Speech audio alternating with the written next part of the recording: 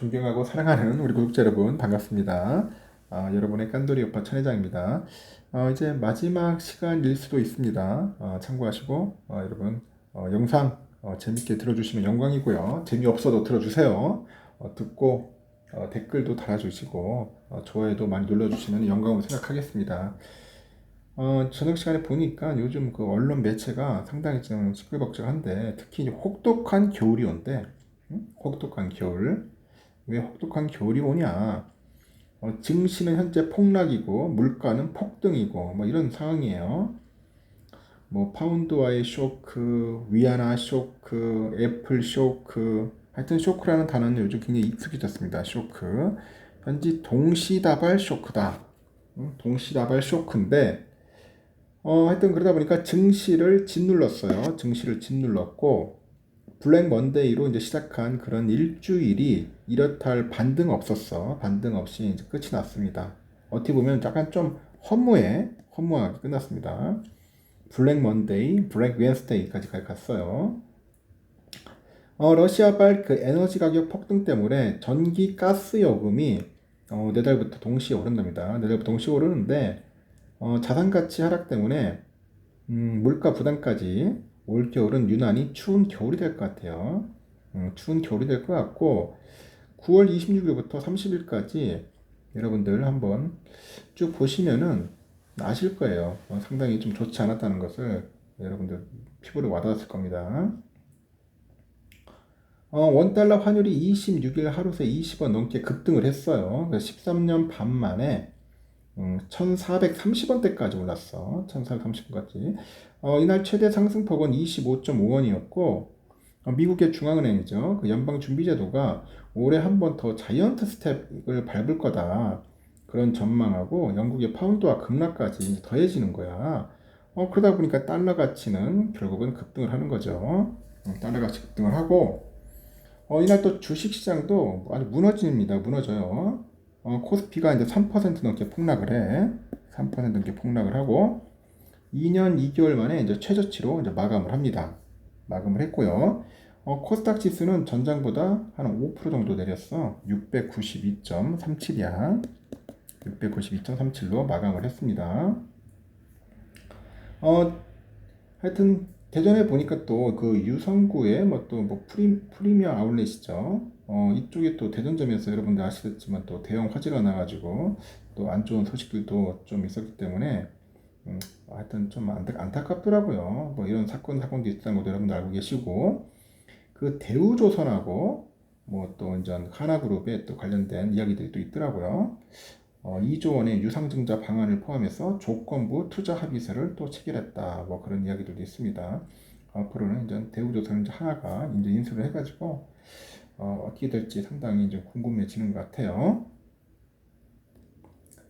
그리고 또 흥미로운 게 이제 글로벌 증시가 살얼음판을 또 걷고 있는데 여기 또 인도 증시만 또 승승장구하는 거예요. 인도 탄탄한 내수 시장을 바탕으로 하는 거든지 아주 경제 성장세가 이어지고 있는데 최근 3개월간 미국의 다우 지수가 4.08, 코스피는 11.4% 하락했죠. 인도의 그 센섹스 지수가 6.5% 올랐어. 인도는 올랐어. 글로벌 그 펀드 투자자들의 불안감은 커지고 있지만은 인도 펀드 투자자만 미소 준 거. 인도 쪽만 오르고 있더라. FN 가이드에 보면은 최근 3개월 인도 주식형 펀드가 15.69% 성과를 올렸습니다. 이 기간에 중국은 마이너스 16.99, 유로 마이너스 4.72, 북미는 마이너스 1.14%입니다. 신흥국과 선진국 모두 마이너스 승률을 기록한 것에 비춰보면 모두 높은 승률인데 하여튼 국내에 상장된 인도 ETF 성적도 괜찮다. 타이거 인도 니프티 50 레버리지가 있어요. 이게 3개월 동안 무려 33.33 올랐어. 미쳤어요 보면은. 인도 니프티 50 레버리지야. 그리고 타이거 건데 이건 또 코세프, 이 코세프 인도 니프티 50 합성도 13.7% 정도 올랐네 보니까. 하여튼 이 두 ETF가 인도 국립증권거래소에 상장된 인도 최대 기업 50개죠. 50개의 그 니프티 50 지수를 추정을 해요. 그 지수 상승에 상승률의 수익률이 2배 반영되도록 이제 연동이 되는 것 같아요.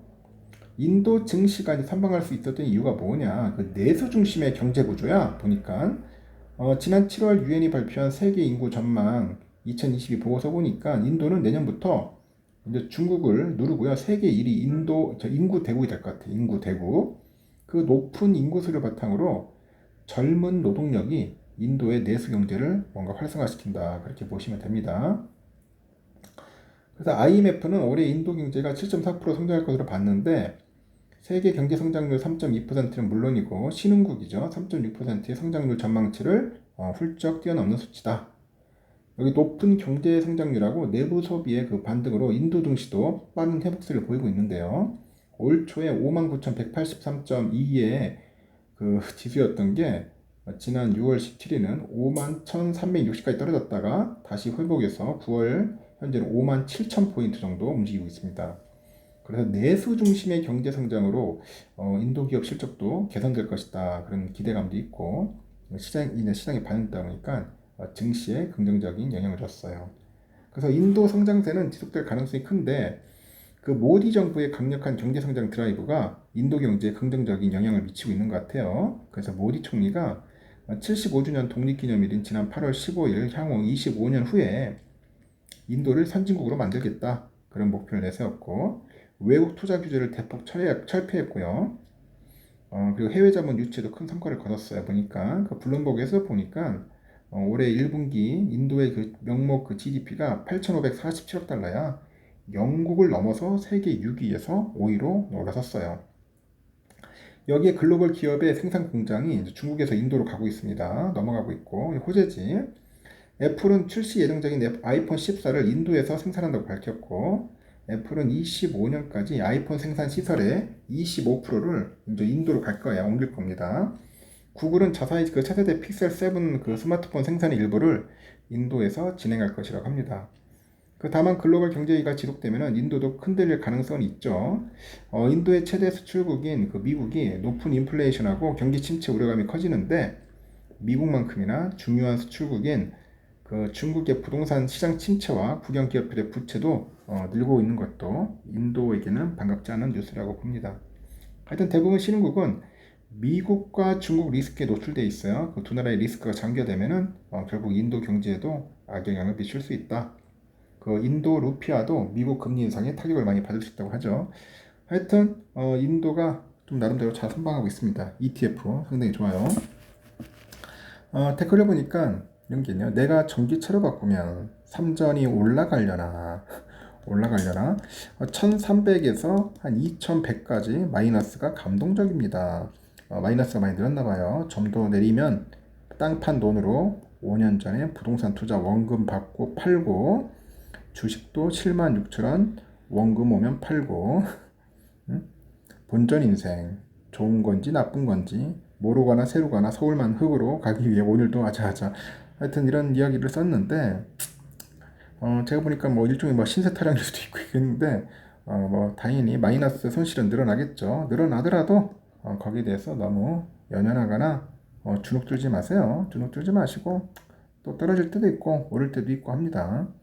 하여튼 지금은 보면은 어떻게 보면 많이 떨어질 때가 주워 담을 수 있는 좋은 기회일 수도 있어요. 그래서 제 생각이죠. 제 내피셜이니까 여러분들도 한번 생각을 해보세요. 많이 떨어질 때 좀 주워 담고 오를 때는 좀 관망하고 더 떨어지잖아요. 그래서 한꺼번에 살려고 하지 말고 몰빵하지 말고 분할로 들어가시면 됩니다. 이것도 싫다면 관망해도 괜찮아요. 관망해도 괜찮으니까 관망하면서 현금을 좀 더 확보하는 것도 괜찮은 전략이다. 저는 그렇게 보고 있습니다. 하여튼 여러분들이 원하는 스타일, 원하는 투자 전략으로 진행해서 나아가길 바라겠습니다. 일단 여기까지 하겠습니다. 여러분 편안한 밤 보내십시오.